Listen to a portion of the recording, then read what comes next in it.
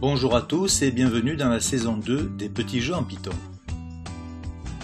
Je vous rappelle brièvement le but de cette série, apprendre à programmer et bien sûr en Python. Mais surtout, sans se prendre la tête et même si possible, en s'amusant. La dernière fois, je vous avais laissé avec un jeu qui fonctionnait et l'ordinateur jouait ses coups, mais l'intelligence artificielle était vraiment très sommaire. En fait, il jouait systématiquement les cases vides les unes après les autres. Tout ça est loin derrière nous. Maintenant, on a une vraie intelligence artificielle et je vous propose de regarder tout de suite une petite démo pour voir comment ça fonctionne.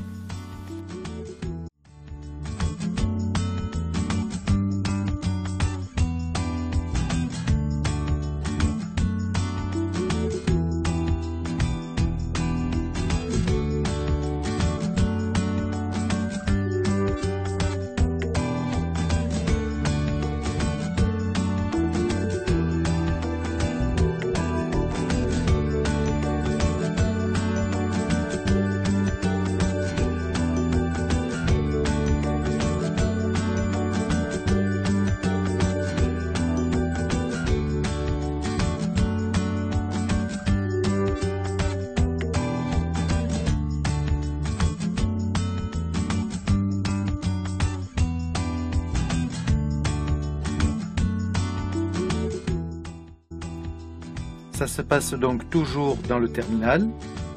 Simplement, maintenant, l'intelligence artificielle est au rendez-vous et le jeu est très difficile à battre.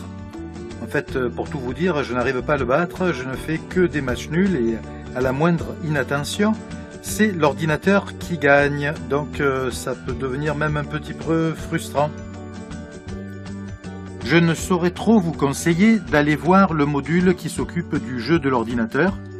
C'est là donc que se cache l'intelligence artificielle du jeu, qui consiste d'abord à chercher une position gagnante et la jouer, sinon chercher une position gagnante pour le joueur et donc le bloquer, sinon jouer le centre, position stratégique, et sinon jouer au hasard finalement.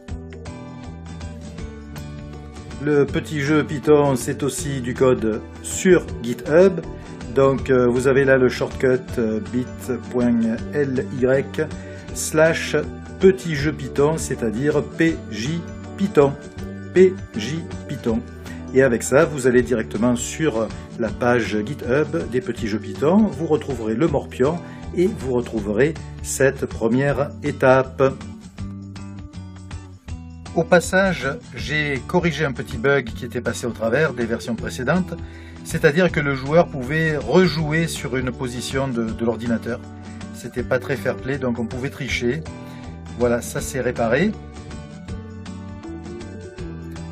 Tout fonctionne et on pourrait en rester là. Mais je vous propose un nouvel exercice, c'est-à-dire de faire cette fois-ci non pas un programme procédural, mais d'utiliser de la programmation orientée objet. Donc on va garder une partie du code, mais on va le restructurer pour cette fois-ci utiliser des objets. Donc à vos claviers, et cette fois-ci on aura le même jeu mais en objet.